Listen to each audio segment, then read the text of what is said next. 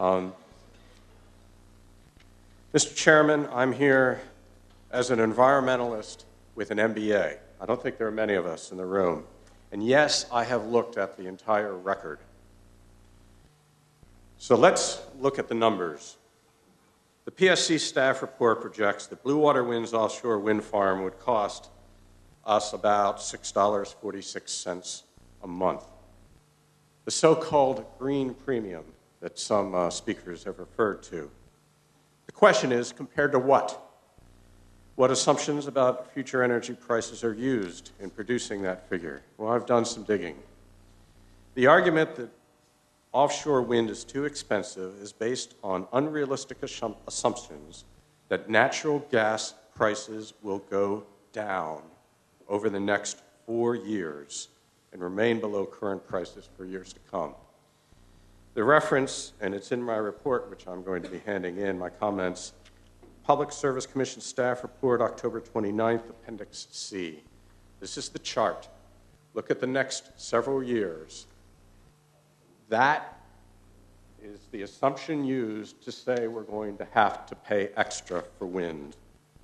Now, I don't wish to criticize or offer any fault to the Public Service Commission, which based its analysis on the Energy Information Agency and by an independent consultant.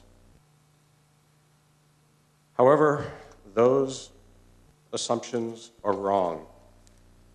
The assumptions I just showed you in the chart. There are 4 reasons, very briefly. First, the U.S. Energy Information Agency has missed the mark previously. 10 years ago, the agency predicted that natural gas prices would remain flat. Instead, they tripled.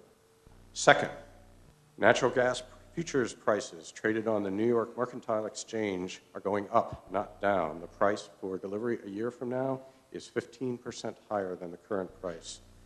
Third, the International Energy Agency, in its most recent World Energy Outlook, projects that overall energy demand, including natural gas, will increase 55% by the year 2030.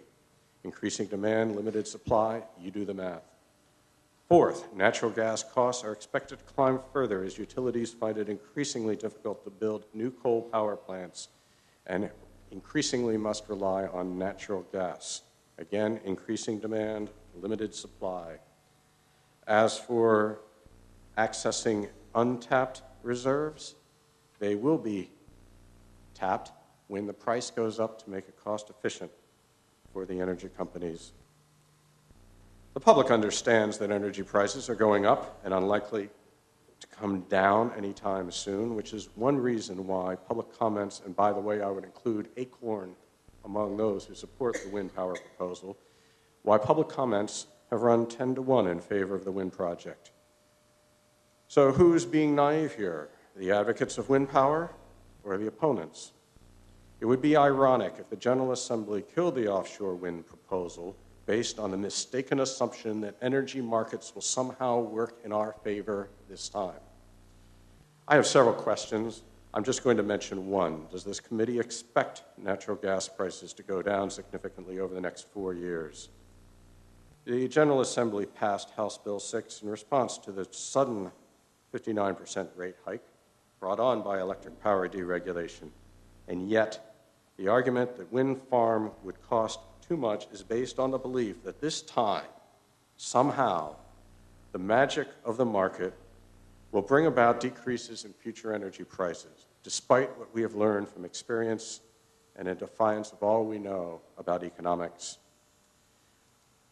Mr. Chairman, thank you again for your time and your indulgence. I would like to place my remarks on the record and include in the record the links that I have and the references that I have included in my comments. Thank you very much. To Mr. Finnegan. Thank you.